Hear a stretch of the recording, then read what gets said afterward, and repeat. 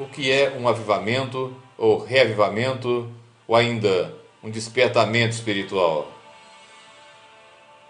É voltar a dar vida àquilo que um dia teve, é voltar às origens, é renascer. É a igreja do Senhor voltar, literalmente falando, à igreja descrita em Atos. Avivamento é a presença manifesta de Deus no meio do seu povo. É a habitação do Altíssimo, e não raras e rápidas visitações. Avivamento é a presença manifesta de Deus no meio do seu povo. É a habitação do Altíssimo, e não raras e rápidas visitações. Avivamento é uma obra sobrenatural. É o Deus Todo-Poderoso quem o realiza. Avivamento é a união entre céu e terra pela luta através da palavra de Deus. Avivamento é quando o Altíssimo Deus vem andar e estar no meio do seu povo de forma tremenda e manifesta. E não se pode preconceber, determinar ou ainda quando, onde ou como será um avivamento. Pois assim como já disse, ele é uma obra sobrenatural e está na dependência do Espírito. É soberania dele. Não existe avivamento humano. Padrões, regras, métodos, manuais, sabedoria, doutrinas humanas não podem e nunca determinarão o agir do Senhor. Se o homem quiser, por si só, gerar um avivamento, o que ocorrerá será fruto da sua sabedoria humana, de seus métodos, padrões ou manuais, mas nunca um verdadeiro avivamento espiritual. Métodos, sabedoria ou manuais humanos podem encher igrejas, como tem acontecido hoje, mas nunca promover um novo nascimento, promover a regeneração, fazendo do pecador um verdadeiro discípulo de Cristo. Eu repito, métodos, sabedoria ou manuais humanos podem encher igreja como tem ocorrido hoje. E muito, mas nunca promover o novo nascimento, nunca promover a regeneração, fazendo com que um pecador seja verdadeiramente um discípulo de Cristo. E este é o grande engano da imensa maioria das igrejas e dos ministérios que se dizem cristãos atualmente. Pois eles, através da oratória, da hipocrisia, do emocionalismo e de palavras fingidas, têm oferecido às multidões um evangelho humano para satisfazer a carne e não o verdadeiro evangelho de Jesus. E o que é humano, carnal, nunca vai gerar o espiritual. E, portanto, o Espírito Santo não está presente em algo dessa natureza. E assim nós vemos multidões e mais multidões de pessoas não convertidas dizendo serem cristãs. São jovens, mulheres e homens que não conhecem nada do Senhor e muito menos da sua palavra.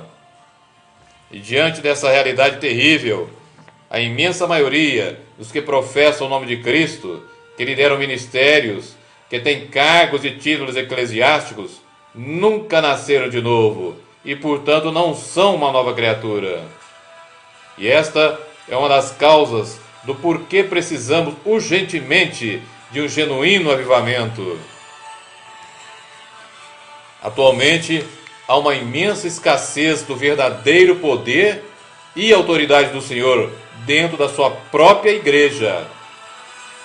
Pois a grande maioria dos que se dizem cristãos seguem a homens e não a Cristo.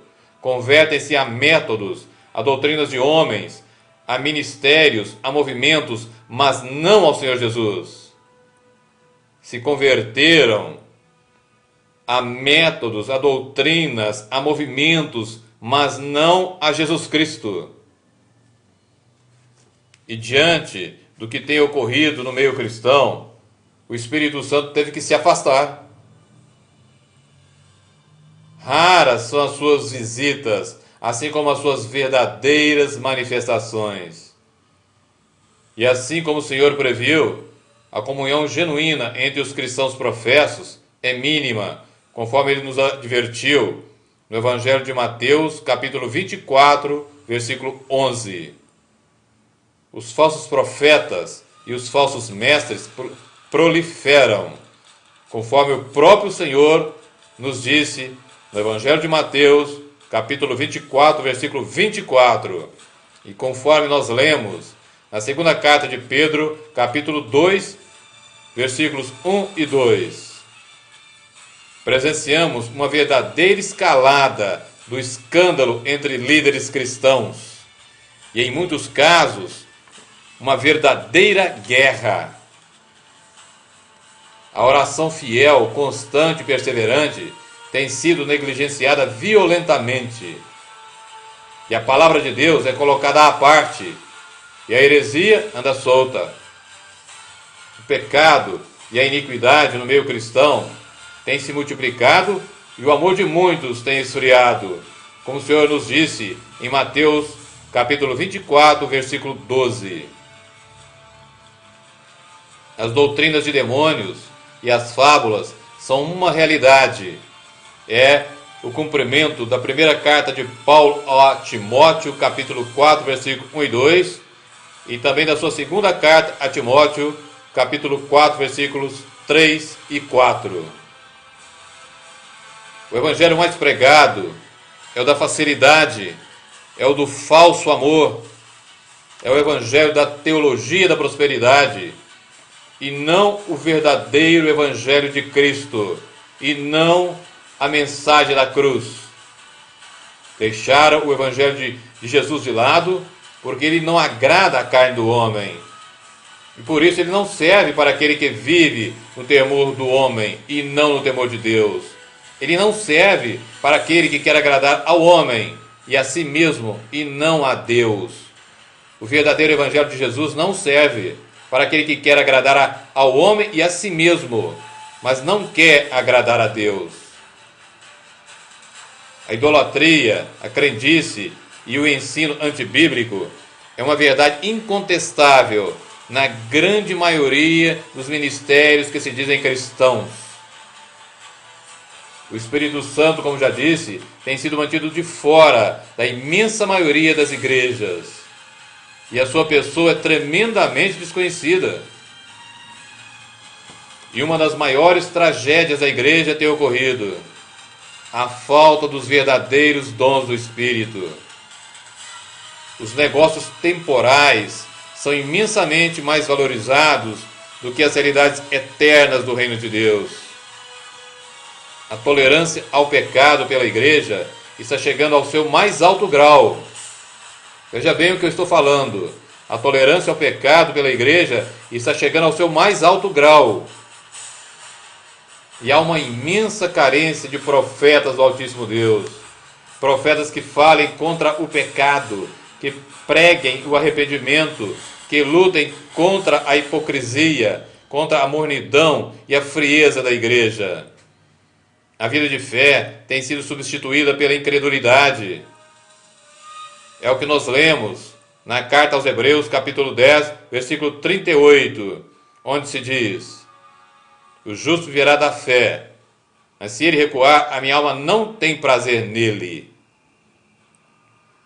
A santidade, a ordem, a decência e a liberdade cristãs têm se tornado por demais raras, cedendo lugar à cobiça dos olhos, à cobiça da carne, à soberba da vida. Tem cedido lugar à desobediência, ao farisaísmo hipócrita, assim como à amizade e amor ao que há no mundo. Tem cedido lugar à amizade e amor ao que há no mundo, como nos diz a carta de Tiago, capítulo 4, versículo 4. Adúlteros e adúlteras, não sabeis vós que a amizade do mundo é inimizade contra Deus? Portanto, aquele que se faz amigo do mundo constitui-se inimigo de Deus. E diante dessa atual realidade da Igreja do Senhor, verdadeiramente nada satisfará o coração de Deus, senão um genuíno avivamento espiritual do seu povo. Eu repito, diante da atual realidade da Igreja do Senhor, nada vai satisfazer o coração de Deus senão um genuíno avivamento espiritual do seu povo, e que também resulte em evangelismo ousado e profundo para com o homem. Atualmente, a igreja necessita urgentemente voltar à palavra para poder, primeiro, ser novamente evangelizada, depois renovada, restaurada, para em seguida, no poder da palavra e do Espírito, lutar e vencer o pecado e a Satanás. Pois uma coisa é expulsar demônios de uma pessoa e outra, bem diferente, é lutar contra principados, potestades e príncipes das trevas. Quando a guerra é por controle de ministérios, de igrejas, de cidades, de estados e de países. E como já disse, não se pode preconceber ou determinar ou programar um avivamento, que é uma obra sobrenatural do Espírito Santo. Porém, conhecendo a história dos avivamentos passados, podemos conhecer o que é um avivamento e como Deus agiu neles, nunca nos esquecendo de que Ele sempre nos surpreende e ainda que os seus padrões, os seus pensamentos, os seus caminhos são infinitamente mais altos do que os nossos, como nos revela Isaías, capítulo 55, versículos 8 e 9. O Espírito Santo, quando se dá ou se derrama sobre o seu povo, Ele o faz poderosamente, sem colocar limites. Como é o Senhor, é o seu agir, é o seu mover, ou seja, é infinito. E é através da presença santa do Senhor, no meio do seu povo, que este é curado e transformado. É a terra do nosso coração e também a terra física, sendo sarada, sendo liberta, renovada e restaurada. É o fogo do Espírito a varrer pessoas, igrejas, ministérios, cidades, estados, nações e até o mundo. O poder do Espírito Santo se manifesta extraordinariamente para a cura, libertação, para convencimento do mundo do pecado, do juízo e da justiça. É em um mover do Espírito que o poder de Deus se revela ainda mais poderosamente para perdoar e salvar, mas também para exercer juízo e justiça. É quando ele se revela mais poderosamente para perdoar e salvar, mas também para exercer juízo e justiça. Um verdadeiro despertamento espiritual não tem limites, mas é necessário que o homem esteja se rendendo totalmente ao seu autor, ao Espírito Santo, e que, portanto, seja Ele, e somente Ele, aquele quem conduz, orienta, dirige e coordena todo o avivamento. Pois o homem, por mais que seja usado, não é mais do que instrumento ou vaso nas mãos do Todo-Poderoso. E é mais do que privilégio ser usado por Ele em sua obra. O incêndio do verdadeiro avivamento muda literalmente os locais onde o Espírito estiver se movendo, podendo ir até os confins da terra, como já disse. Não há nem nunca haverá limites para a ação do eterno Deus. Em um avivamento, o Senhor faz em poucos dias o que a igreja gastaria anos e mais anos para tentar e não conseguir. O Deus Altíssimo vem não somente para mover entre o seu povo, mas também para levá-lo ao Santo dos Santos, ou seja, a uma vida de profunda adoração na sua santa presença. É quando o Senhor inunda os seus com a nuvem da sua santidade, da sua glória, da sua presença e poder. Ele vem dar ao seu povo a experiência única da sua própria eternidade. E o povo de Deus, por este viver mais santo e, portanto, mais conforme os padrões do Senhor, passa a atrair mais e mais o mundo para si.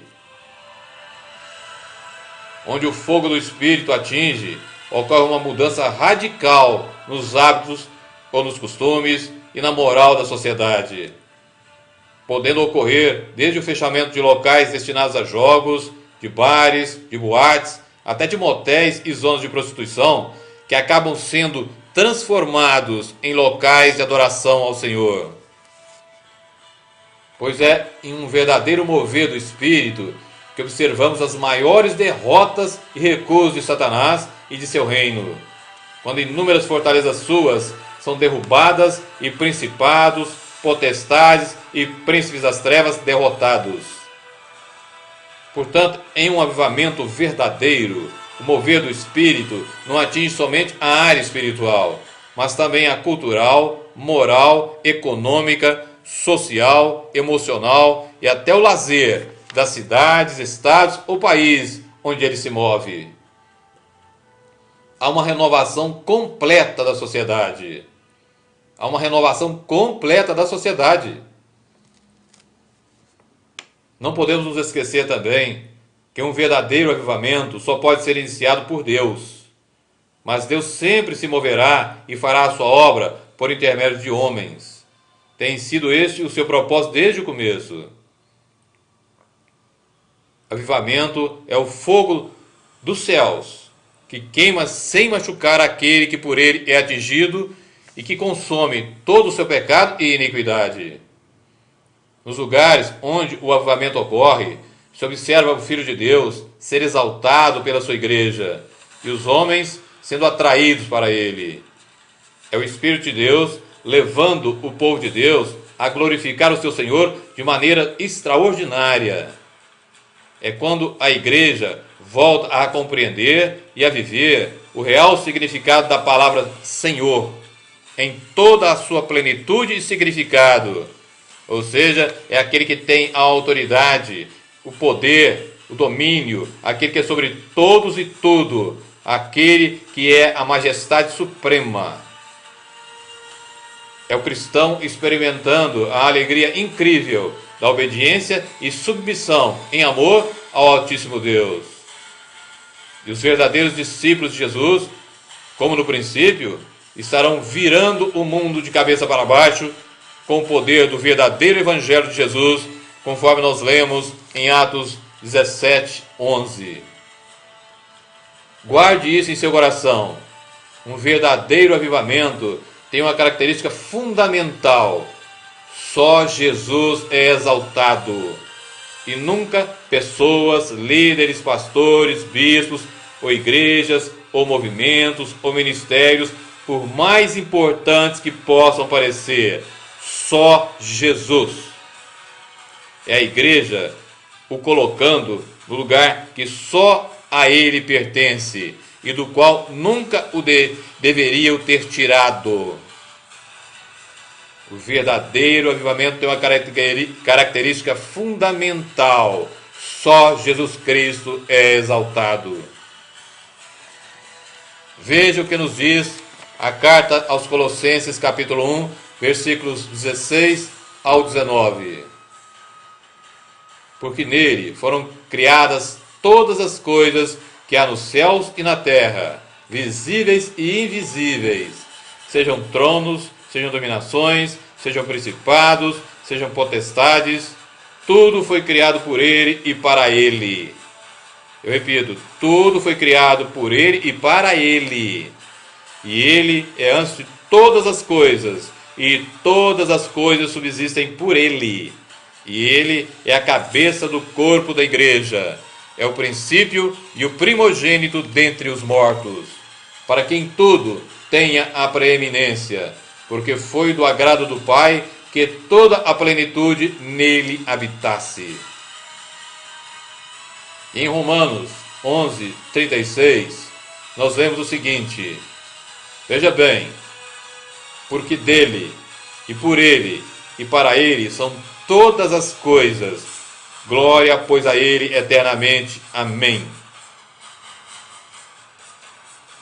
Em um genuíno despertamento espiritual, a igreja é tão tocada pelo Espírito que ela se vê livre de sabedoria, métodos e doutrinas humanas, amando como nunca a verdade do Evangelho, a verdade que é Jesus. É a vida do Espírito que há muito é oferecida à igreja. É o relacionamento com o Senhor baseado e fundamentado na justiça, na santidade, na fidelidade e no amor de Deus, que proporciona a cada verdadeiro cristão a gloriosa liberdade de ser filho de Deus, é tornar-se um com o Senhor.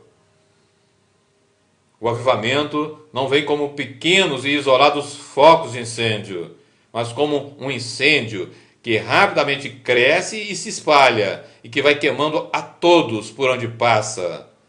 É a presença e o poder do Altíssimo Deus sendo manifestos de maneira grandiosa entre os homens. Em um verdadeiro despertamento espiritual, o conhecimento e a experiência com a pessoa do Espírito Santo torna-se uma realidade viva, sensível e palpável. E então, a sabedoria do Senhor vem em profusão habitar nos corações dos verdadeiros filhos de Deus. Avivamento é também o agir do Senhor de forma poderosa e sobrenatural, mudando a história de sua igreja, levando-a a ser novamente coluna e firmeza da verdade. Mudando a história da igreja do Senhor, levando-a a ser novamente coluna e firmeza da verdade. E a também conhecer, viver e pregar o puro evangelho da cruz. Ela retorna às origens, pregando e ensinando somente a Jesus Cristo, como nós lemos no livro de Atos, capítulo 5, versículo 42. Em um avivamento, o Altíssimo Deus derrama poderosamente o seu Espírito sobre a terra sedenta e seca, e como um rio caudaloso, ele vem tocar, inundar, renovar e curar a terra e as nações. Pois o Espírito vem trazer vida nova não somente ao homem, mas também à natureza. A fome e a sede do verdadeiro cristão pela presença do Senhor e pela sua palavra cresce de maneira incrível em tempo de avivamento, havendo então uma busca cada vez maior pela intimidade com o Senhor, que vem gerar também uma vida sempre mais santa entre o povo de Deus. O avivamento gera em quem é por ele tocado um coração manso e humilde, capaz de se submeter ao que o Espírito quer. Pois o mais importante em tempo de avivamento não é saber como liderar, mas saber como seguir o Espírito Santo. O grande segredo é a submissão ao Espírito. E o Espírito Santo vem também aprofundar o conhecimento que os verdadeiros cristãos têm de Deus como Pai, pois Ele estará descortinando diante de nossos olhos a sua palavra, quando então seremos também abençoados com um profundo entendimento do mais querido projeto de Deus, a família. O mais querido projeto de Deus, a família, se descortina diante de nossos olhos, e o nosso entendimento se amplia com relação a isso. E um dos grandes objetivos de um verdadeiro avivamento é fazer o povo de Deus voltar à vereda dos justos, entendendo e vivendo a sabedoria maior de somente servir ao Senhor e não ser servido. E a exemplo de João Batista, no Evangelho de João, capítulo 1, versículo 29, apontar somente para o Senhor e não para si mesma. É experimentar a tremenda alegria de diminuir e desaparecer, para que somente o Senhor cresça e apareça, conforme João Batista nos afirma no Evangelho de João, capítulo 3, versículo 30. E é quando se entende a profunda e maravilhosa sabedoria que o Senhor ensinou a todos quando em seu ministério na terra, quando viveu em função do Pai, em total submissão e obediência. E finalmente, um verdadeiro avivamento é a tradução poderosa da glória e da majestade do Altíssimo Deus no meio do seu povo.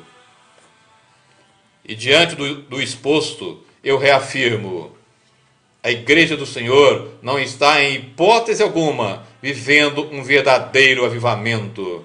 Eu repito, diante do exposto e da atual realidade da Igreja, ela não está, em hipótese alguma, vivendo um verdadeiro avivamento, mas necessita urgentemente de um genuíno avivamento. Ela necessita, eu repito mais uma vez, urgentemente de um genuíno avivamento e de estar, de fato, na dependência única e exclusiva do Espírito do Senhor. Reflita sobre essas palavras e, em nome de Jesus Cristo, coloque-as em prática para a glória tão somente do Senhor e não de ministérios, nem de igrejas, nem de movimentos, nem de sabedoria humana alguma. Em nome de Jesus Cristo.